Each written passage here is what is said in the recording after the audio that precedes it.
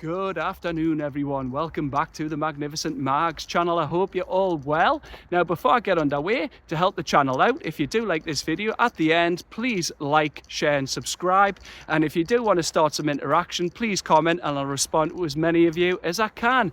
Yes, I'm back. 9 days after my last video, I'm in Seaton Burn and this is the recreation ground. There's a football pitch over there. That looks like the clubhouse and that's for the cricket team. So yes, here I am in Seaton Burn. Now, I just want to say, before I do properly get underway, I did promise on my last video that I would be doing 2 videos during the international break after I had a little rest. So this is the first one, but it is a little later than planned because I've been doing a lot of workouts during the international break. But my mum's also been unwell as well. So I don't know whether I've picked it up from her at the gym or when I was on the all-day sesh on Saturday with the lads that turned into a nighttime sesh as well.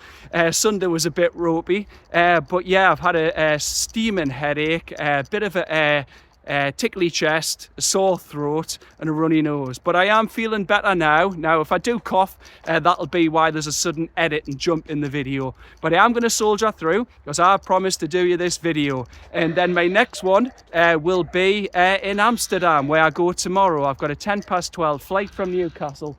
Sorry for the interruption, there's some geese there. Right, let's get underway as I say hi to those doves. Hiya, doves. Right, so I am in Seaton Burn for a reason. And I said in my last video that it's because of Craig Hope's confidential column. 12 days ago, he said that the club have identified Seaton Burn as the preferred location of the new training ground. Now, if you watch my videos in the summer, I've done a couple on location. I've done it at Darsley Park, our current training ground home since 2003, and then up at Newcastle Racecourse. That was one of the locations that's been sought. Obviously the Rubens own the racecourse, so there'll be less red tape, which was understandable. And they've also looked at sites near the airport, so Ponteland and also Woolsington. Now I want to say just if you do hear any noise coming over on the video, I'm right on the flight path in Newcastle airport, so just giving you a warning. So yes, they looked at those locations, but this is apparently the preferred location. Now I started at the recreation ground for a reason, because I've looked around here on Google Maps and I've had a little walk around before I started this, and that's the only part of Seaton Burn I think that could possibly build on, because it's like green belt over there, but there's people live at that house. I seen them just before, and obviously they've got livestock in that, and they've got birds. So I'm just thinking, could they really build it here? I know there's like all this waste ground here, and there's not much else in Seaton Burn. There's a post box, a couple of businesses, a shop and a pub. But that's about it. So I'm thinking it might be why they've said the Holiday Inn location. Now, that might be within Northumberland County Council's jurisdiction, because if you're from the area, or you used to live in the area, or if you're unaware, Seaton Burn is within North Tyneside. And the club have said this is a preferred location because it's got good transport links. And I do agree with that. I'm going to try and head down to Seaton Burn Interchange, as it's known to some people, the roundabout, shortly, to show you why. Because it's right next to the A1, northbound, southbound, junction 80. And a couple of buses come along here. So, well, I'll point the buses out while I'm here. I'm just going to step over this fence. God, things I do for these vlogs. Anyway, yes, the buses that come around here. Well, on this street in particular, I don't know if they come this far along, but I do know Seaton Burn is served by the 342, which goes to like Kingston Park and Wallsend. The 43 is Arriva. I think that goes between Crammy and Town. It's the Arriva X11, which goes to Blythe from Town. And there's also the X9, which goes between Town and Blythe. So it is true. The club have said it's good transport links, mainly for academy players and their families. So might be those who need lifts from family members, or those who don't drive in the academy. So that makes total sense. Now, why do I need a new training ground? Well, actually, I'm going to go into Darsley Park first. Darsley Park, we're home, as I said, since 2003. I covered a lot of this in my last video, but there has been a lot of upgrades to Darsley Park, and I'll go through them now. Actually, just before I do, look at that, saying there's a bus stop right here. No services currently use this stop. So that makes me look like a massive liar, but I promise you, if you do go on Google Maps, or if you search bus routes, not that you want to unless you love buses, then you'll see that I am telling the truth.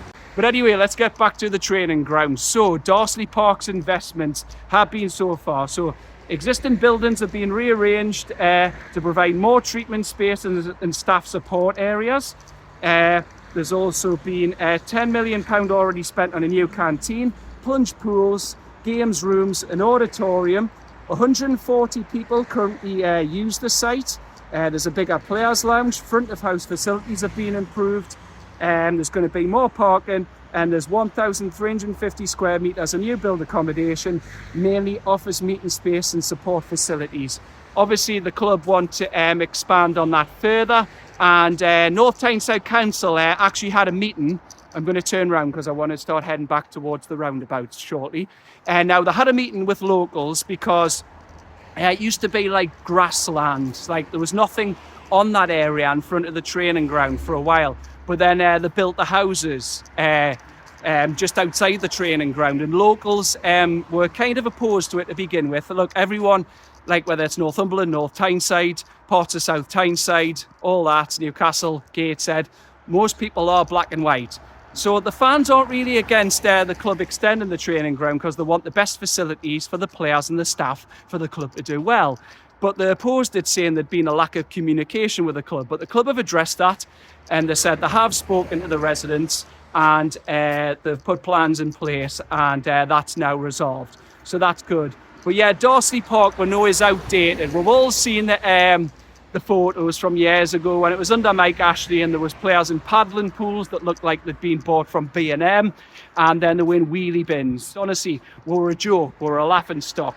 And some fans out there, look, I'm not knocking Sheffield Wednesday, I just want to say their club are in dire straits. It's awful at the moment, but seeing their fans saying it'll be great to get Ashley in, I mean, it could be better than their current situation. Yeah, you can't argue that, you can't rule it out, but I mean, they've said Ashley left us in a good position. He didn't. Look, any fan worth their salt knows that. He didn't. I've said this before, he spent no money on the club. There was no money in terms of investment. That's why we're playing catch up in terms of PSR. We're bound by these rules. Other clubs have been able to grow their revenue streams, improve infrastructure, improve their playing squads, and then they pulled the drawbridge up before our takeover. So we're having to find clever ways around it, which we are doing. It's remarkable how well we're doing with these PSR constraints. But when you look at the new training ground, what's a massive plus point of a new training ground? It's PSR exempt. So we don't have to worry about sticking to any rules. PIF and the Rubens can plough as much money into this new training ground and back their words up that they want it to be state of the art and world class. They want it to be the envy, not just of the Premier League, but of the world. And obviously other Premier League clubs who will want to close the gap are not so much Man U's facilities, because their training ground, it's been noted, like when Cristiano Ronaldo returned, he noted that, quite rightly pointed out actually, that their training ground hadn't been improved since he left them in 2009 for Real Madrid, and he was shocked at that. We all know the Old Trafford's leaking. But other clubs, you look at Manchester City, they've got the Etihad campus. You look at Chelsea, all the money spent by Roman, and now more money coming in from Todd Bowley. You've got Arsenal. Yes, they complain about the Kroenkes, but they've got so much money invested into their training ground in stadium. And who else? Liverpool as well, with Melwood. So, and then the main one, Tottenham Hotspur. Now, Tottenham Hotspur, our view, as a club similar size to us, hadn't won anything in a while until obviously they won the Europa League. And I've never had a problem with Spurs. I'm not saying this is a bad thing to aspire to, because Spurs have got a world-class stadium and a world-class training ground. And who was behind Tottenham Hotspur Stadium? US-based architects Populous. Yes. And they're the ones who are leading this project, along with their Newcastle COO, Brad Miller. And they're behind the Real Madrid Sports City and the Tottenham Hotspur Stadium. So they're not a bad architect to have on board with that CV, are they? and also helping them will be a local-based company, Faulkner Browns. And what other advantages of the training ground being state-of-the-art and world-class? Well, it'll turn us from a great club into an elite club. It'll elevate us to the levels of those clubs I've just talked about, because players don't just look at how you're doing on the pitch. They think about what's the accommodation like, what's the equipment like, what's recovery like, what's the best performance they can get when they're at that club. And they'll have all that and more if they're at our brand new state-of-the-art training ground. Yes, it's going to be a while off, and they said a final decision hasn't been made, but it's likely to be this side of Christmas. But it'll just mean we can help retain the best players, so we wouldn't have the likes of, I'm not saying Isak wouldn't have left, but you just look at it like we can retain like the Tonales, the Brunos, the Joe Lintons, all that, like the Botmans, the Chows, the Baltimoras. Like it helps retain the best players, but then it'll help attract the best players.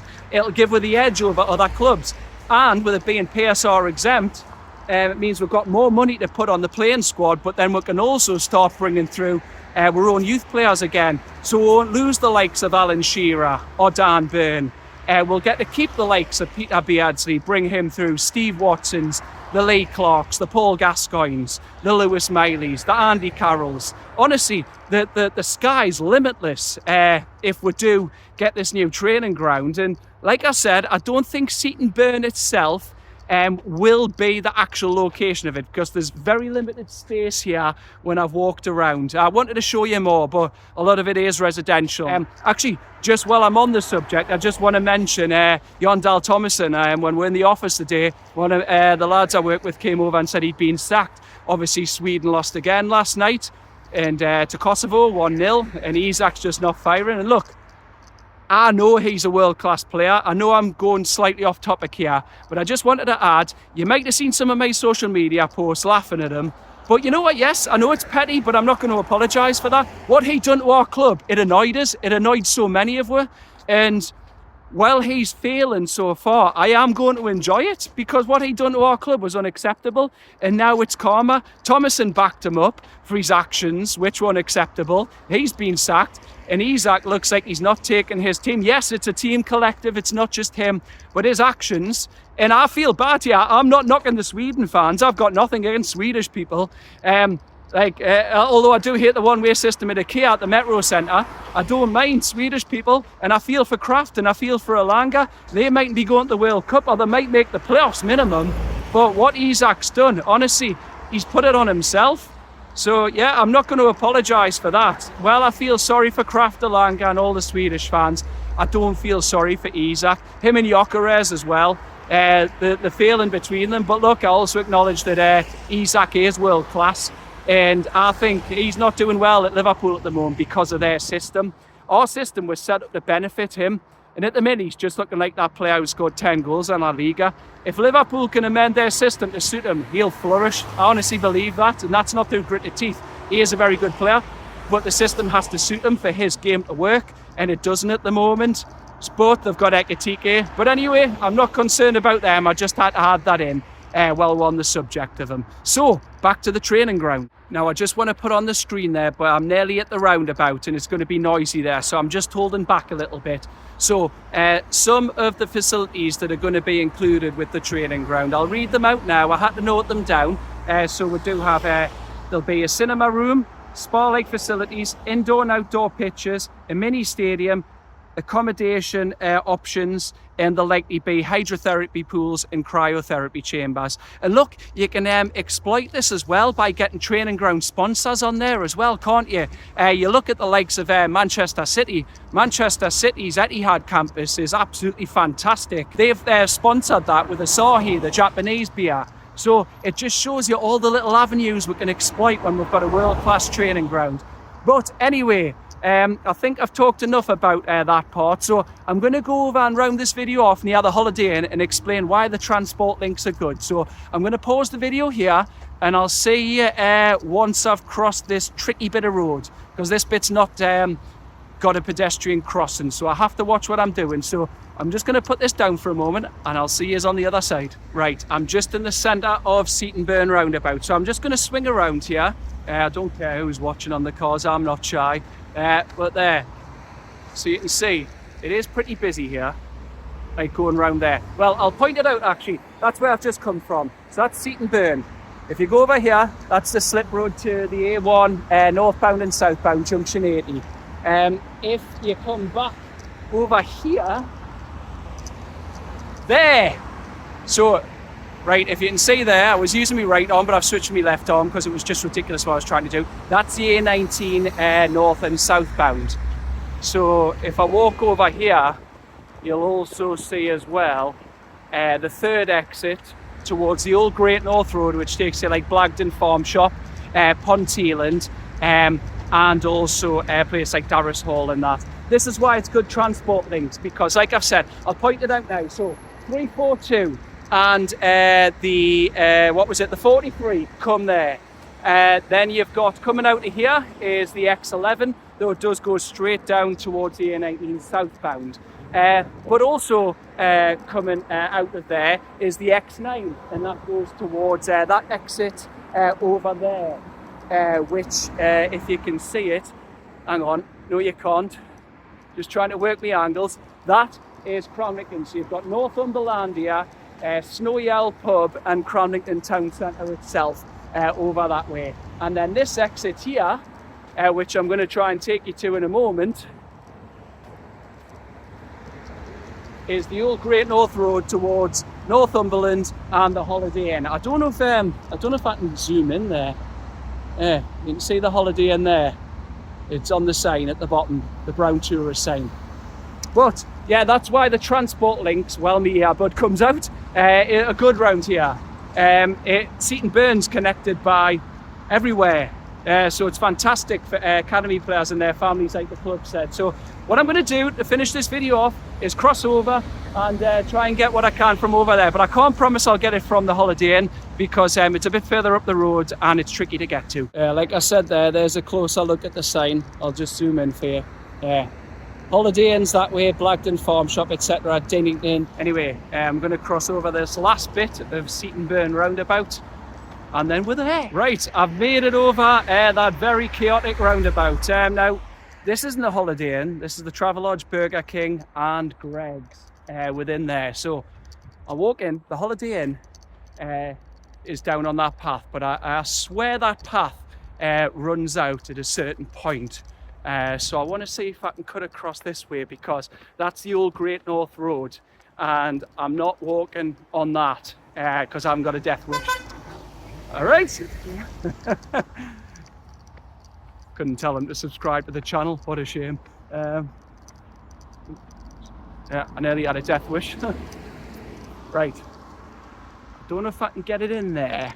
However, it's, yeah, the Holiday Inn is kind of, if I extend it as much as I can, it's over that way. So it might be on this land here because it can't really be there because, like I said, that's the A1. That's impossible. Here you've got Burger King, you've got a local garage, you've got a Travelodge, you've got a Greg. So it wouldn't really work here. But that land, I am aware, I've drove this way to the airport many a times. What I do know is there is a lot of green land over that way, as I pointed out. The Holiday Inn's like kind of the white, if you can see through the bushes. But like I said, I'm not going to risk walking over there. But that seems like the location that will be. I've mentioned Seaton Burn, but there's not really many spaces in Seaton Burn to do it. So yeah, I expect it to be over that way, just within Northumberland County Council's jurisdiction. But again, Big Dan Burns from Blythe and you'll never ever beat him, so it won't be a problem in terms of red tape or bureaucracy. But anyway, from here, that's it from me for now. Thank you so much for watching us babble on and sticking with us, crossing that roundabout. It mightn't be your usual run-of-the-mill video, but I wanted to do it on location as promised. So my next video will be from Amsterdam before the weekend. So as usual, please like, comment, share and subscribe if you have liked this video. And thank you so much for watching. Take care, and I'll see you from the Netherlands. Bye-bye.